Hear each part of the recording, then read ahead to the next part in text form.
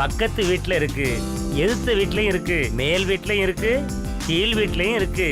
உங்க வீட்டில் இருக்கணும்ல. Hi friends, welcome back to another video. இன்னைக்கு நாம இந்தியாவிலேயே டாப் செல்லிங் லிஸ்ட்ல இருக்கிற பிரிண்டரை பத்தி தான் பார்க்க போறோம்.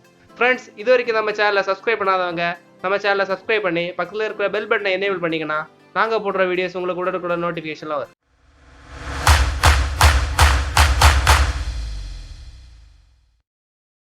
ஃப்ரெண்ட்ஸ், இப்போ நாம அந்த பிரிண்டரை அன்பாக்ஸ் பண்ணி பிரிண்டரை இன்ஸ்டால் பண்ணுவோம் வாங்க. இந்த பிரிண்டர் எப்சோனோட L series 3110 பிரிண்டர். இது ஒரு இங்க் டேங்க் பிரிண்டர். எப்சோன் நிறைய டெக்னாலஜிஸை இன்க்ளூட் பண்ணியிருக்காங்க. பாக்ஸுக்குள்ளாடி பார்த்தீங்கன்னா சம் புக்லெட்ஸ் மற்றும் warranty information, power card, drive CD மற்றும் 4 இங்கு பாட்டில் கொடுத்துருக்காங்க. 4 இங்கு பாட்டில்னு பார்த்தீங்கன்னா black, yellow, cyan, magenta 4 colours கொடுத்துருக்காங்க. அது மட்டும் இல்லாமல் பிரிண்டரும் இருக்குது உள்ளாடி. பிரிண்டரை ரொம்ப நீட்டாக பேக் பண்ணியிருக்காங்க. இது ஒரு all in one multi functional printer. Scan, copy, print ஆப்ஷனோட வருது. பிளாக் அண்ட் ஒயிட் மற்றும் கலர் பிரிண்டும் எடுத்துக்கலாம். இதோட ப்ரைஸ் பார்த்தீங்கன்னா 10,000 to 11,000 ருபீஸுக்குள்ளாடி வருது. பிரிண்டரை வெளியே எடுத்து செட் பண்ணுவோம்.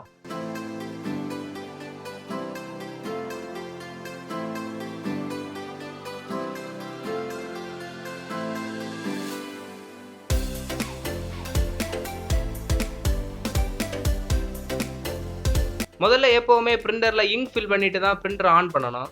ஒவ்வொரு கலர்ஸையும் அதுக்குன்னு ஒதுக்கி இருக்கிற கம்பார்ட்மெண்ட்டில் ஃபில் பண்ணணும். மாற்றி ஃபில் பண்ணிங்கன்னா பிரிண்டர் டேமேஜ் ஆகிறதுக்கு சான்சஸ் இருக்குது. கலர்ஸை அந்தந்த பாட்டில் மற்றும் கம்பார்ட்மெண்ட்டில் மென்ஷன் பண்ணியிருப்பாங்க. அதை பார்த்து ஃபில் பண்ணிக்கலாம்.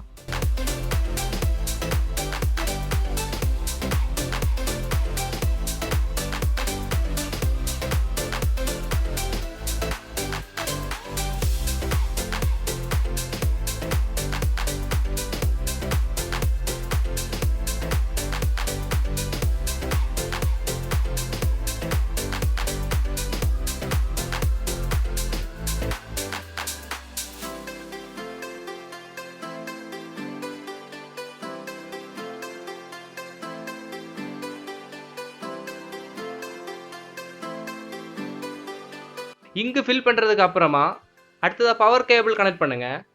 பிரிண்டரை ஆன் பண்ணி 5 செகண்ட் வெயிட் பண்ணுங்கள்.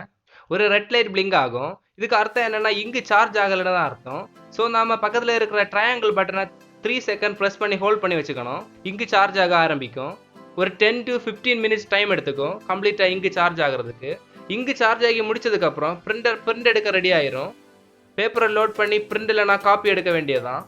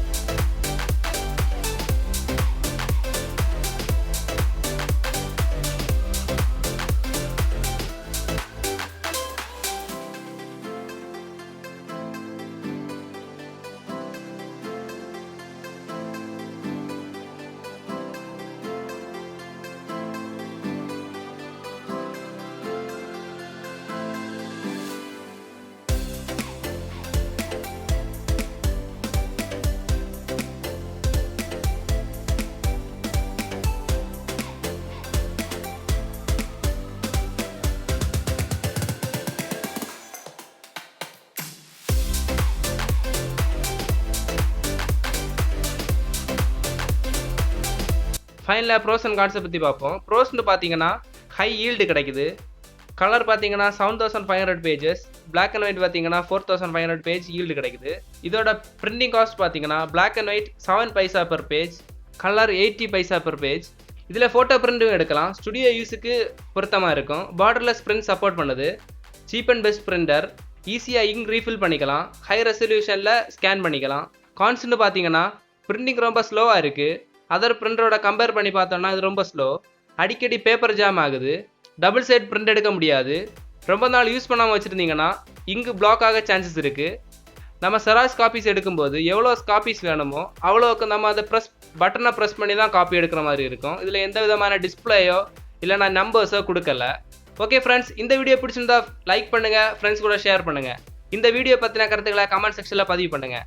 மறக்காம நம்ம சேனலுக்கு சப்ஸ்கிரைப் பண்ணுங்க. அடுத்த புதிய யூஸ்ஃபுல்லான வீடியோவில் சந்திக்கும் வரை பை பை ஃப்ரம் லெட்ஸ்மன். Stay safe.